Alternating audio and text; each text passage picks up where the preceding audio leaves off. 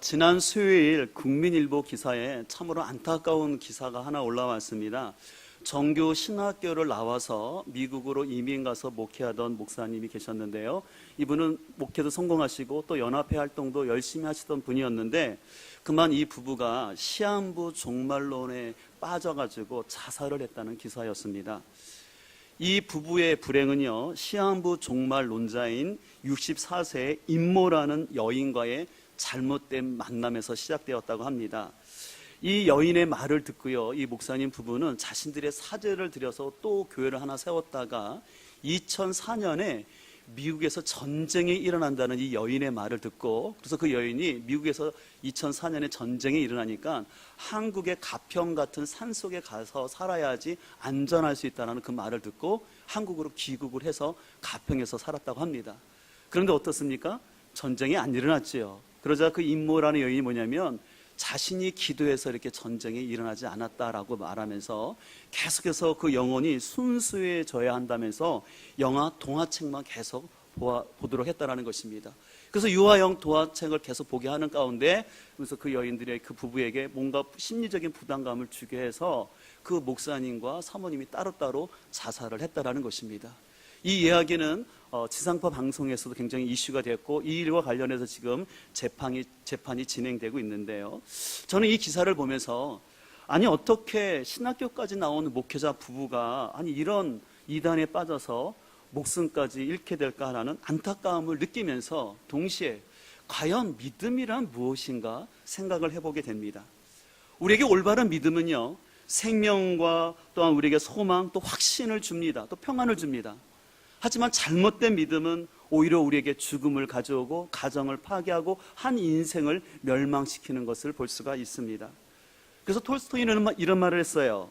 그릇된 믿음이 우리의 모든 불행을 자초한다라는 의미 있는 얘기를 했는데 여러분들은 어떻습니까? 여러분의 믿음은 지금 안녕하십니까? 제가 이런 질문을 드리는 이유는 뭐냐면 오늘날 살아가는 이 세상은 참 말세의 시대로서 이런 말세의 시대 가운데서 우리가 믿음으로 산다는 것이 쉽지가 않습니다. 또 우리는 사소한 어떤 사건이나 어떤 사람의 말로 인하여서 우리의 믿음이 자꾸 흔들리는 것을 볼 수 있기 때문에 그렇습니다. 우리가 신앙생활 가운데 이 믿음은 너무나 중요한 요소입니다. 그렇기 때문에 저는 개인적으로 우리 성도들 그런 얘기를 하죠. 열심히 믿는 것보다는 바로 믿어야 된다. 바른 믿음이 없는 열심은 오히려 위험할 수가 있기 때문에 그렇습니다. 우리가 몸에 이상을 느끼거나 내 건강에 안 좋다고 생각하면 여러분들이 병원을 가거나 아니면 어떤 전문적인 지식을 통해서 내 몸을 체크하듯이요, 우리는 우리의 믿음이, 나의 믿음이 건강하고 올바른지를 좀 체크할 필요가 있습니다. 그렇다면 우리가 올바른 믿음을 위해서 우리가 체크할 영역들이 무엇인지 우리가 지난주 한 주간 묵상했던 이 디모데 후서를 통해서 함께 살펴보기를 원하는데요. 우리는 첫 번째로 우리의 믿음이 올바른지 점검하기 위해서 사랑의 대상이 누구인지를 우리는 먼저 체크할 필요가 있습니다. 오늘 본문 2절부터 4절을 보게 되면 이렇게 되어 있는데요. 사람들이 자기를 사랑하며 돈을 사랑하며 자랑하며 교만하며 비방하며 부모를 거역하며 감사하지 아니하며 거룩하지 아니하며 무정하며 원통함을 풀지 아니하며 모함하며 절제하지 못하며 사나우며 선한 것을 좋아하지 아니하며 배신하며 조급하며 자만하며 쾌락을 사랑하기를 하나님 사랑하는 것보다 더하며, 제가 좀 빨리 읽었지만 18가지 죄의 목록이 나와 있습니다. 근데 이 18가지의 죄의 목록은 한마디로 하나님보다 자기를 사랑함으로 여러 죄악이 나온다는 것입니다. 그래서 오늘 본문 2절과 4절은 두 단어가 대입이 되어 있는데 2절을 보면 자기를 사랑하는 것, 4절을 보게 되면 하나님을 사랑하는 것이 대조가 되는 것을 볼 수가 있습니다. 그래서 사람은요, 내가 누구를 사랑하느냐에 따라 그 믿음이 달라지는 것을 볼 수가 있습니다. 우리가 복음학교에서도 많이 언급하듯이 옛 자아가 중심이 되어서 하나님보다 자신의 힘과 돈을 사랑하는 사람은 굉장히 자기애적 성향이 강한 것을 볼 수가 있습니다. 여러분, 한 가지 오해하지 말 것은 성경은 우리가 자기를 사랑하는 것을 정죄하거나 또 자기를 비하를 강조하지 않습니다. 다만 성경이 걱정하는 것은 뭐냐면 거듭나지 않는 옛 자아가 주인이 되어서 늘 자기 중심적으로만 사랑하며 자기 연민에 빠지는 거에 대해서는 성경에서는 조심하라고 경계를 하는 것입니다. 그래서 오늘 본문에 본 것처럼 우리가 하나님이 아니라 자기 연민 가운데 자기 사랑에 가득한 사람이 나타나는 죄성들이 바로 2절에 있는 내용입니다. 다시 한번 보면 자기 사랑에 가득한 사람은 자기를 자랑합니다. 교만합니다. 비방을 합니다. 부모님을 거역하고 감사하지 않습니다. 또 3절을 보게 되면 그는 다른 사람을 통해서 무정하고 원통함을 풀지 아니하고 사람들을 모함하며 사납게 생활을 한다는 것입니다. 결국은 이 모든 것들이 뭐냐면 자기 사랑, 미숙한 자기 사랑에서 모든 죄의 뿌리가 지속되고 있는 것을 볼 수가 있습니다. 그래서 이 지나친 자기 사랑에서 또 여러 관계 안에서 문제를 일으키는 것을 볼 수가 있습니다. 그런데 이러한 우리들을 구원하시기 위해서 예수님이 오셔서 이 땅 가운데 첫 번째로 외치셨던 말씀은 그래서 회개하라, 천국이 가까웠다는 것이죠. 이 회개한다는 것은 뭐냐면 하나님보다 더 사랑하는 그 우상에게서 돌이키라는 것입니다. 정권 교체를 바꾸라는 것입니다. 다시 말해서 내가 하나님보다 더 사랑하는 그 우상들을 내 마음 바깥으로 다 내어놓고 오직 하나님을 사랑하라는 이 말씀인 것이죠. 그래서 여러분들, 우상은 무엇입니까? 내가 하나님보다 더 사랑하는 것이 우상이고 그것이 신입니다. 우리가 잘 기억하는 것처럼 우상이라는 것은 어떤 타종교의 어떤 형상이 아니에요. 내가 하나님보다 더 사랑하는 게 우상이에요. 그런 의미에서 만약에 하나님보다 자기를 더 사랑한다면 실은 그 사람은 자기 에고, 자기 자신이 신이 되는 것입니다. 그래서 이런 사랑의 대상이 바뀌지 아니하면은 그 믿음은 자라지가 않아요. 오히려 사랑의 대상이 바뀌지 않은 가운데 갖고 있는 그 믿음이 강해질수록 위험해진다는 걸 아십니까? 특별히 이 에고라는 애자아가 내려놓지 아니하면요, 이 애자아가 종교의 이름으로, 다시 말해서 하나님의 이름으로 자신의 욕망을 더 강력하게 촉구하기 위해서 하나님의 이름으로 돈을 추구하고요, 또 신앙의 이름을 가지고 또 그것을 믿음이라는 명목함을 가지고 다른 사람들을 쉽게 함부로 정죄하는 것을 볼 수가 있습니다. 그러나 올바른 믿음을 가진 사람은요, 사랑의 대상이 자신이 아니라 하나님이기 때문에 하나님의 관점을 가지고 자기 자신과 타인들을 바라보게 됩니다. 그러다 보니까 하나님의 기준에서 자신을 성찰하는 사람이 될 수가 있는 것이에요. 그래서 제가 말씀을 묵상하면서 사랑의 대상이 바뀌었는지 안 바뀌었는지를 알 수 있는 여러 가지 요소가 있지만 저는 그것을 사람을 대하는 태도를 보면 그 사람이 사랑의 대상이 바뀌었는지 안 바뀌었는지를 알 수 있는 것 같습니다. 이 말은 뭐냐면요, 지극히 자기 사랑에 너무 가득한 사람은요, 늘 자기가 기준이고 자기가 옳아요. 그러나 하나님으로 사랑의 대상이 바뀐 사람은 하나님의 관점에서 자기 자신과 타인들을 바라보는 것이죠. 지난주 신방이 있어서 갔다 오는 길에 차 안에서 우리 어떤 한 권사님이 그런 고백을 하시는 거예요. 자신이 섬기고 있는 목장에서 목원들은 너무나 훌륭하고 너무나 잘하고 있다라는 것이에요. 그래서 오직 목자 자신만 잘하면 우리 목장은 아무 문제가 없다라는 얘기를 하시는 거예요. 제가 그 얘기를 들으면서 참 이 목자는 성숙한 분이다라는 생각을 하게 되었습니다. 반대로요, 이기적인 자기 사랑에만 머물러 있는 사람은요, 어떤 사람을 이해하거나 교회를 이해하기보다는 품기보다는 이게 문제고 저게 문제라는 시기하면서 흔히 말하는 지적질의 은사를 가지고 바라봅니다. 그래서 늘 불평불만이 많아요. 근데 그것은 가만히 보게 되면은 아직까지 자기 사랑, 자기가 가득하기 때문에 이런 현상이 나타나는 것이죠. 바라기는 우리 모두가 옛 자아가 추구하는 잘못된 자기 사랑에서 벗어나서 우리는 사랑의 대상이신 하나님을, 믿음의 대상이신 하나님을 더욱더 바로 알아갈 수 있기를 간절히 소망합니다. 두 번째로 우리가 올바른 믿음을 위해서 체크해야 될 것은 뭐냐면, 지금 나는 나에게 잘해주고 있는 사람이 아니라 올바른 믿음의 사람을 가까이 하고 있는지를 점검해 볼 필요가 있습니다. 오늘 본문 6절을 세번역에서는 이렇게 말하고 있습니다. 그들 가운데는 남의 집에 가만히 들어가서 어리석은 여자들을 유인하는 사람들이 있을 것입니다. 그런 여자들은 여러 가지 정욕에 이끌려 죄에 짓눌려 있고 늘 배우기는 하지만 진리를 깨닫는 데는 전혀 이룰 수 없습니다. 당시 1세기 문화 가운데서는요, 여성들이 결혼하게 되면 주로 집에만 있었고요, 또 당시 상대적으로 남자보다는 여성들이 교육을 잘 받지 못했습니다.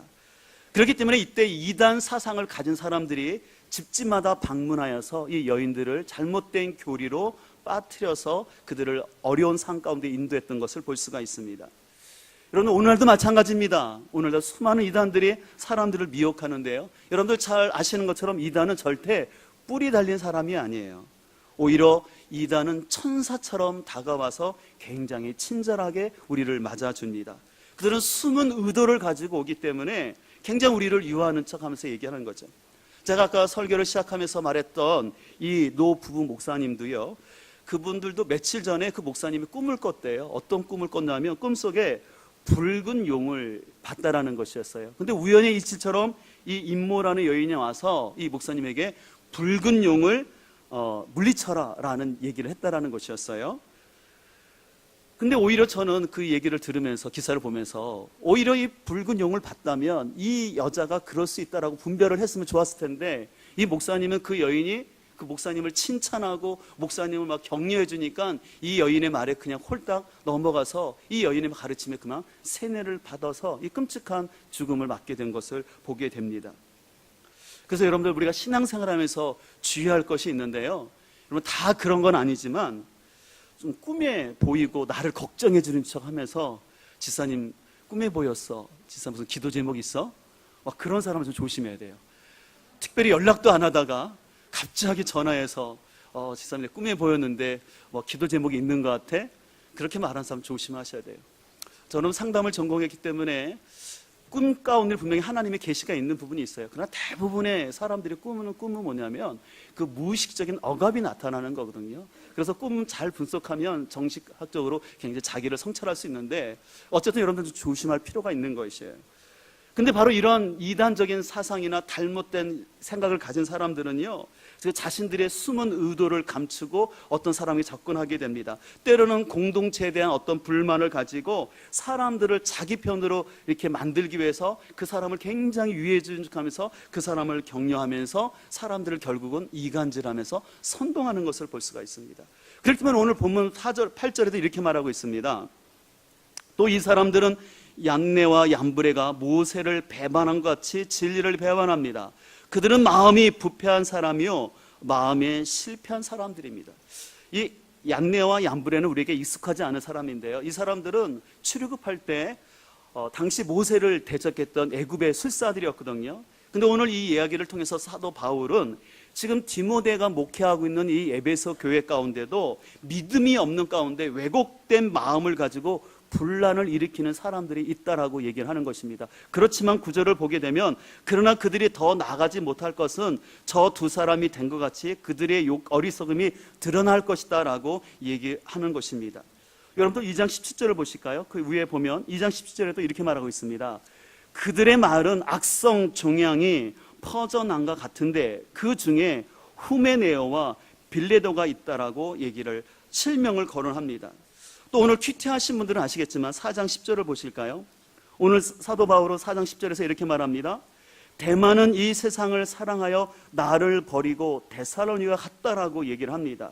또 14절을 보게 되면요, 구리 세공업자 알렉산더가 내게 해를 많이 입혔음에 주께서 그 행한 대로 그에게 갚으시리라 라고 얘기를 쭉 하는 것입니다. 오늘 바울이 이렇게 이 서신에서 이 사람들의 실명을 거론하는 것은 그들의 명예를 훼손하거나 우리가 흔히 말하는 것처럼 표적 설교를 하는 것이 아니라 이 공동체를 보호하려는 마음에 이 디모데가 그런 사람들 가운데서 승리하기 위해서 이 얘기들을 실제적으로 하고 있는 것이었습니다. 그래서 우리는요, 사람들을 만날 때 잘 분별을 해야 되는데, 특별히 그 사람의 열매를 통해서 그 사람이 어떤 사람인지를 봐야 돼요. 그럼 여러분, 열매는 무엇일까요? 그 사람이 예수 믿고 복 받고 잘 사람의 열매일까요? 아니에요. 성경을 통해서 말씀하는 열매를 보게 되면 그 삶의 정직성과 변화예요. 그래서 예수를 믿는 사람의 특징은 뭐냐면 정직하다라는 것이에요. 예수 그리스도가 하나님 앞에 신실하셨던 것처럼 하나님을 믿는 그 믿음에서도 신실하고 정직한 거예요. 정직한 걸 저는 이렇게 보냐면 누구를 만나든지 똑같이 대하는 거예요. 만약에 사람들 가운데 이런 사람들이 있어요. 힘 있고 돈 있는 사람 앞에서는 굉장히 굽신거리고 손을 비비지만 자기보다 조금보다 못 배웠거나 힘이 없는 사람한테 함부로 하대를 하는 사람들은 정직하지 않고 신실하지 않은 사람인 거죠. 또 했던 말이 동일해야 돼요. 이 사람에게 했던 간에 과거에 했던 말에 지금 내가 하는 말이 동일하면 그 사람은 저는 성직한 사람이라 볼 수 있어요. 근데 저 예전에는 그렇게 말했다가 지금 이렇게 말이 바뀌고 또 나중에 이렇게 말이 바뀌는 사람은 진정으로 그리스도의 안에서 거듭난 사람이라고 말하기가 어렵다라는 것이죠. 그래서 예전에 제가 정채봉 시인의 가장 아름다운 만남이라는 시를 잠깐 칼럼에 소개했었는데요. 가장 잘못된 만남은 생선과 같은 만남입니다. 만날수록 비린내가 묻어오니까요. 가장 조심해야 할 만남은 꽃송이 같은 만남입니다. 피어 있을 때는 환호하다가 시들면 버리니까요. 가장 아름다운 만남은 손수건 같은 만남입니다. 힘이 들 때는 땀을 닦아주고 슬플 때는 눈물을 닦아주니까요. 바라기 여러분의 삶 가운데 이런 손수건 같은 만남이 있기를 간절히 소망합니다. 여러분 먼저 스스로가 다른 사람에게 이런 손수건 같은 사람이 될 수 있기를 간절히 소망합니다.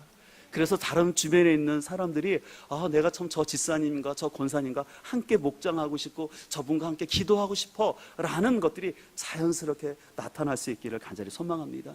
그러면서 우리는 사람들을 만날 때 잘 분별을 해야 됩니다. 그래서 청산 유수처럼 말은 잘하지 못할지라도 말씀이 그의 삶이 기준이 되어서 그 말씀을 묵상하면서 말씀대로 살려고 몸부림치는 사람, 또 많은 배움이나 영향력은 크지 않을지라도 늘 변함없이 교회의 자리를 지키고 교회를 사랑하는 사람, 또 특별한 영적 은사나 체험이 없을지라도 꾸준히 기도하고 기도의 자리를 지키는 사람, 바로 이런 사람을 가까이 하면 우리 삶에 큰 은혜가 있을 줄 믿습니다. 요즘 여러분들은 어떤 사람을 가까이 하고 어떤 대화를 많이 나누고 있나요?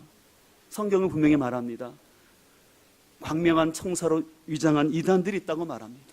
또 우리들 가운데 그릇된 가르침을 가지고 사람들을 미혹하는 사람들이 많이 있음을 기억하시고 우리 성도들이 올바른 믿음의 사람들과 함께 교제할 수 있기를 소망합니다. 우리가 끝으로 올바른 믿음을 갖기 위해서 우리가 점검해야 될 것이 있는데 그것은 뭐냐면 과연 나는 종교성보다는 가치관의 변화를 추구하고 있는 신앙인지를 분별해야 됩니다.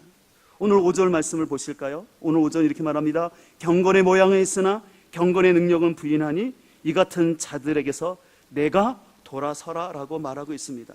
새 번역은 이렇게 말하고 있습니다. 겉으로는 종교 생활을 하는 듯 보이겠지만 경건의 힘을 부인할 것입니다. 이런 자들을 멀리 하십시오라고 얘기합니다.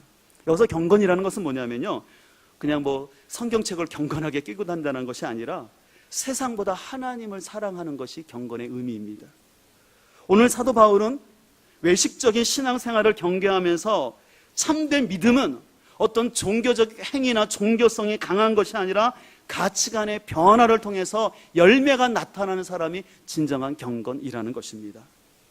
여러분, 어떤 종교든지 의식과 전통이 있지만 성숙한 신앙은 뭐냐면 종교성을 강조하는 것이 아니라 자기를 성찰하고 자기 변화를 추구하는 것이 성숙한 종교예요. 미성숙한 종교는 뭐냐면요, 자기 성찰은 없이 단순히 종교적 행위와 그 의식들로 자신의 신앙이 높아진 것처럼 만드는 것은 성숙한 신앙 종교가 될 수 없는 것입니다. 고든 맥도날드라는 아주 유명한 목사님이 재미있는 책 하나를 썼는데 뭐냐면 누가 내 교회를 훔쳤는가라는 책을 썼어요. 아주 제목이 도발적이죠. 이 책은 무슨 얘기를 하냐면 신앙의 본질은 뭐냐면 예수님을 믿고 변화되는 것이 신앙의 본질인데 오늘날 너무나 많은 사람들이 교회에 나와서 교회의 전통과 간습을 가지고 싸우고 있다는 것입니다. 그래서 제가 이 책을 읽으면서 느낀 것은 뭐냐면 이 책은 한마디로 우리로 하여금 덜 종교적이면서 예수님을 더 닮아가는 사람이 되라는 것입니다. 중요한 게 다시 말합니다. 우리는 덜 종교적이면서 예수님을 더 닮아가야 될 줄 믿습니다. 반대로 말해서 내가 예수님을 닮지 않는 가운데서 내가 더 종교적인 사람이 되면요, 그 사람으로 인해서 많은 사람이 상처받을 수 있다는 것이에요. 저는 우리가 덜 종교적이면서 더 예수님을 닮는 신앙은 어떤 사람일까를 생각했을 때 그것은 뭐냐면 자기 자신의 죄를 깨달았을 때, 부족함을 깨달았을 때 그것을 수용하고 말씀 앞에서 변화하려는 사람이 저는 예수님을 닮은 사람이라고 생각합니다. 반대로 더 종교적인 사람은 뭐냐면 단순히 자신이 종교적인 행위에 참여하는 것에 만족하고 세상적인 지식을 가지고 자기를 정당화시키면서 자신의 근본적인 가치관을 변화시키지 않으려는 사람. 흔히 이것을 위선이라고 말합니다. 참 위선이라는 단어는 참 우리 그리스도인들이 참 거북한 단어입니다. 왜냐하면 세상 사람들이 우리 그리스도인들을 향해서 당신들은 왜 교회에서는 거룩하지 않지만 왜 세상에서는 당신들 그렇게 사냐고, 그래서 위선적이라는 말을 참 우리 그리스도인들이 불편하게 여기는 것이 사실입니다. 불편하지만 실은 우리는 정직하게 돌아봐야 됩니다. 내가 교회에서의 모습과 가정에서의 모습, 교회에서의 모습과 직장에서의 모습이 내가 일치되지 않는다면 그것을 통해서 우리는 자신을 성찰하고 더욱더 주님 앞에 동일한 사람이 되도록 우리는 나가야 할 줄 믿습니다. 근데 더 종교적인 사람이 되는 사람은요, 거기에 신경 쓰는 것이 아니에요. 자신이 더 종교적인 사람인 것처럼 보이는데도 관심을 갖고 계속해서 자신의 잣대를 가지고 다른 사람을 평가하고 함부로 판단하는 일에만 앞서가는 것이죠. 그렇게 되니까 결코 그 사람의 신앙생활은 성장하지가 않습니다. 여러분들이 자녀를 키울 때 한 번쯤은 경험하셨겠지만 이 아이가 걸어야 되는데 잘 못 걷거나 이 아이가 말을 해야 되는데 다른 아이보다 늦으면 얼마나 걱정이 있습니까? 그와 마찬가지로 우리의 올바른 믿음이 성장하기 위해서는 우리가 얼마나 종교성이 많은 사람이냐가 아니라 얼마나 가치관의 변화가 있느냐, 거기에 초점을 둬야 합니다. 여러분, 그러나 사람이 좀 변한다는 게 쉽지가 않죠. 그럼에도 불구하고 우리가 어떻게 해야 종교적인 사람이 되지 아니하고 예수님을 닮는 사람으로 변화될 수 있을까요? 그것은 바로 오늘 14절부터 16절이 말하고 있습니다. 우리 14절부터 16절까지의 말씀을 3장 14절부터 한번 읽겠습니다. 그러나 너는 배우고 확신한 일에 거하라. 너는 내게 누구에게서 배운 것을 알며 어려서부터 성경을 알았나니 성경은 능히 너로 하여금 그리스도 예수 안에 있는 믿음으로 말미암아 구원에 이르는 지혜가 있게 하느니라. 모든 성경은 하나님의 감동으로 된 것으로 교훈과 책망과 바르게 함과 의로 교육하게 유익하니 이는 하나님의 사람으로 온전하게 하며 모든 선한 일을 행할 능력을 갖추게 하려 함이라. 오늘 분명히 말씀합니다. 우리를 변화시킨 것은 성경 말씀이라는 것입니다. 중요한 것은 내가 이 말씀을 어떤 태도로 듣느냐가 중요하다는 것이에요. 이 하나님의 말씀을 진리의 말씀으로 받아들이고 이 말씀이 생명이고 나의 삶의 길과 나침판이라고 받아들인 사람은 이 말씀을 결코 가볍게 여기지 아니하고 무겁게 받아들이면서 내가 이 말씀대로 행하지는 다 못할지라도 성경의 진리를 존중하고 그렇게 살려고 합니다. 그러나 종교적인 사람은 어떤 사람인지 아십니까? 나의 변화는 상관이 없어요.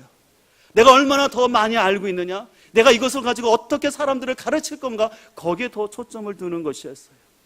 그래서 하나님의 말씀 가운데 자신의 삶을 성찰하기보다는 그 말씀을 가지고 이 말씀은 누가 들어야 되는데, 이 말씀은 누가 이렇게 했으면 좋겠는데 라는 그런 생각을 자꾸 할 수 있다는 것입니다. 그래서 우리가 진정으로 변화되기 위해서는 이 거룩한 하나님의 말씀을 오늘 나에게 주시는 말씀으로 순수하게 받아들이고 그 말씀 앞에서 순종하고 나아갈 때 변화가 나타나는 것입니다. 그러나 아무리 여러분들이 교회를 다니고 설교를 듣는다 할지라도 여러분들이 지금 이 시간에도 여러분들 나름대로의 머리에 생각을 가지고 흔히 제가 표현하는 것처럼 피레침을 세우고 이렇게 피하고 저렇게 피하고 말씀을 판단하면요, 죄송하지만 아무리 여러분들이 종교적인 행위를 한다 해도 변하지가 않는 것이에요. 제가 참 목회를 하면서 기쁠 때는 뭐냐면 하나님의 말씀을 그대로 순수히 받아들이는 거예요. 그리고 그 말씀대로 살려고 순종해가고 또 이런 실패할 때도 목사님 제가 이렇게 살려고 하는데 못 살았어요. 기도해 주세요. 그렇게 하면서 함께 교제하는 성도들을 볼 때 너무 기쁨이 있고 그들의 삶 속에서 변화가 있는 것을 볼 수가 있습니다. 지난주도 아침에 큐티 모임을 하는 가운데 어떤 분이 좀 그런 고백을 하시더라고요. 때로는 목사님 설교를 들을 때나 또 큐티 나눔을 할 때 어떤 말씀이 뜨끔하기도 하고 부담스럽게 다가올 때도 있지만 분명히 제가 자신이 그 말씀대로 살아가고자 할 때 분명히 자신의 변화됨을 느끼고 있더라고. 그래서 아침에 이 큐티 시간을 통해서 자기를 성찰하고 또 그러다 보니까 자기 자신을 더 알게 되고 그래서 어떤 누군가에 전도할 때 우리 교회는요, 다른 건 몰라도 그냥 목사님이나 교회가 말씀대로 목회하려고 애쓰는 교회라고 그렇게 전도했다는 말을 들었을 때 저 개인적으로 좀 감사한 마음이 들었어요. 지난주에도 외국에 계셨던 어떤 한 가정이 오셨어요.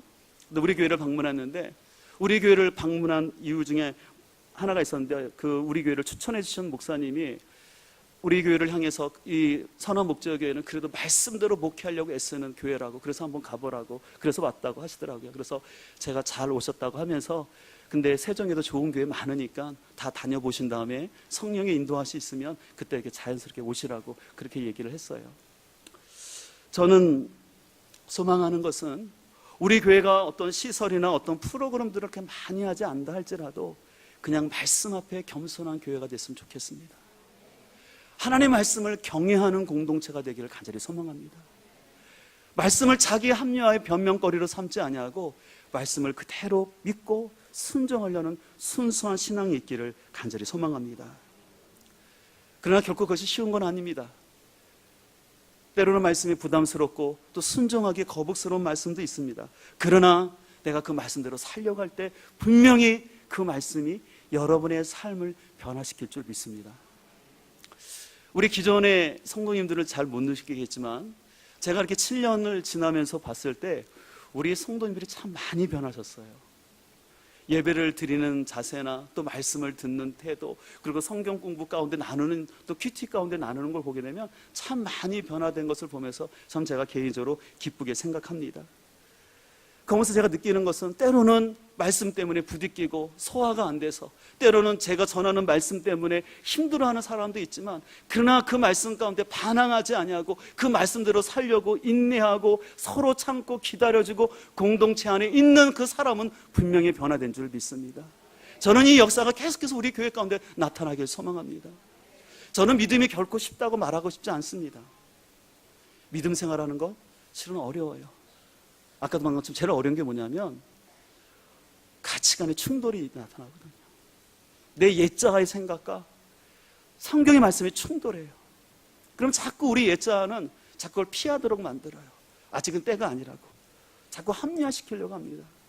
그럴 때마다 우리는 옛자의 자기 사랑이 아니라 우리 이 말씀에 대한 경외함을 가지고 내가 말씀대로 살아보겠다라고 한 걸음 한 걸음 나아가면 여러분들이 지나온 시간이 있을 가운데 분명히 여러분들이 변화될 줄 믿습니다.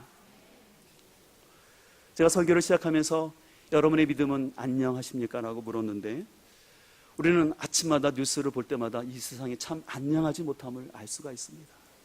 뉴스뿐만 아니라 우리 스스로도 보더라도 하루아침에도 아니야 하루에도 몇 시간씩 우리의 마음이 안녕하지 못하고 요동치는 우리의 모습을 볼 수가 있습니다. 그럴 때마다 우리가 기억할 것은 하나님은 옳습니다. 하나님은 변함없이 진리의 말씀으로 우리를 인도하십니다. 흔들리는 여러분의 자신을 의지하지 마시고 변함없는 이 진리의 말씀을 붙잡고 나갈 수 있는 우리 모두가 되기를 간절히 소망합니다. 오늘 말씀을 마치면서 우리가 함께 찬양하기를 원하는데요, 200장 찬송가입니다. 달고 오묘한 그 말씀, 생명의 말씀은 귀한 그 말씀 진실로 생명의 말씀이라는 찬양인데요, 제가 이 찬양을 준비하면서 좀 영어 찬송가를 좀 찾아봤어요. 이 1절을 그냥 직역을 해봤더니요, 좀 더 우리에게 이렇게 와닿는 부분이 있었는데요, 이렇게 되어 있습니다. 내게 다시 노래를 불러주세요. 인생의 놀라운 말씀들, 인생의 놀라운 말씀들이 내게 그들의 아름다움을 볼 수 있게 해주세요. 인생의 아름다운 말씀들이 내게 믿음과 의무를 가르쳐줍니다. 인생의 멋진 말씀들, 아름다운 말씀들, 놀라운 말씀들, 인생의 놀라운 말씀들이라고 얘기하고 있습니다. 우리 하나님 말씀이 아름답고 놀라운 말씀인 줄 믿습니다. 우리 그런 마음을 가지고 함께 고백하며 찬양하겠습니다. 생명의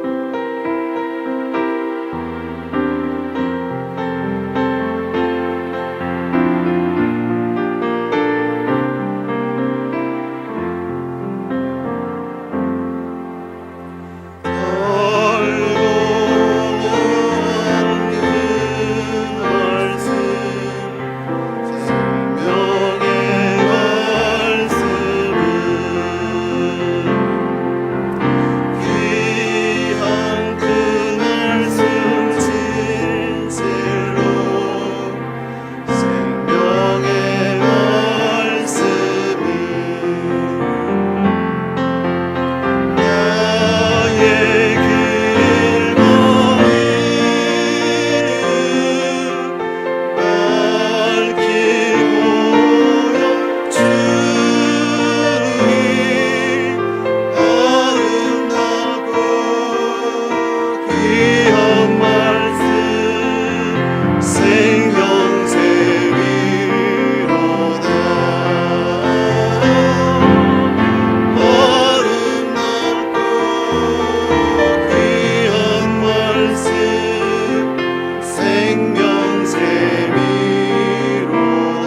귀한 주님의 말씀은 귀한 주님의 말씀은 내 노래대로 이 말씀은 모든 사람을 살리는 말씀입니다. 모든 사람을 살리는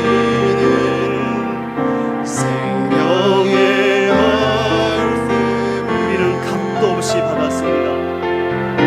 값도 없이 하나 생명 기름 나니 아름답고 귀한 말씀 생명샘이로다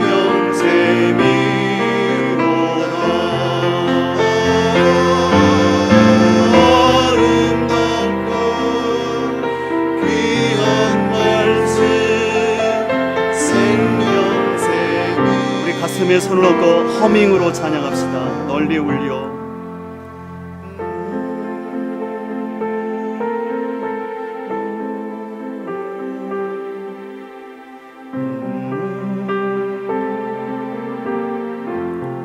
마음의 용서와 평안을 이 시간도 골고루 주실 줄 믿습니다. 다만 예수님의 말씀을 듣고 복을 받습니다.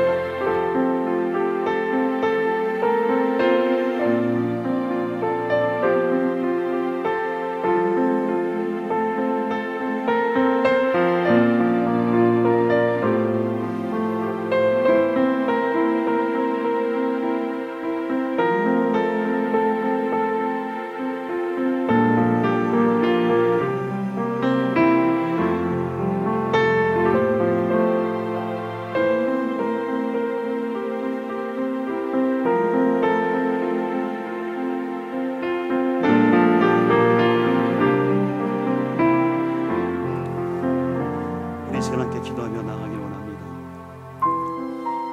요즘 여러분의 믿음은 안녕하십니까? 혹시 신앙생활하는 게 너무 부담스럽고 자꾸 갈등 가운데 마음이 힘들어지진 않는지, 그렇다면 우리는 먼저 내가 누구를 더 사랑하고 있는지 믿음의 대상을 생각해 보기를 원합니다. 내가 하나님보다는 너무 내 자아에만 계속해서 있지는 않는지요. 또 나는 지금 누구를 가까이 하고 있습니까? 여러분들에게 믿음을 돋보아주고 격려케 하는 믿음의 사람입니까? 아니면 여러분들을 자꾸 낙심케 하고 부정적인 말로 여러분을 침체시키는 사람입니까? 또 한 가지, 여러분들은 과연 종교성을 더 강화하려는 모습입니까? 아니면 나의 가치관이 변화되기를 기도하고 있습니까? 이 시간 우리 함께 기도하면서 하나님, 오직 주님의 말씀만이 나를 변화시킬 수 있음을 고백합니다. 제가 하나님의 말씀을 순수하게 받아들이게 하여 주시고 이 말씀 가운데 진정한 변화를 경험케 하여 주옵소서. 이 말씀이 내 심령뿐만 아니라 우리 자녀들에게 심겨지게 하여 주소서. 우리 자녀들이 하나님의 말씀으로 흔들리지 아니하고 믿음의 길을 가게 하여 주시옵소서.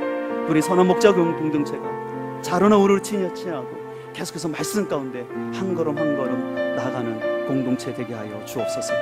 우리 같은 마음을 가지고 합심해서 기도하도록 하겠습니다.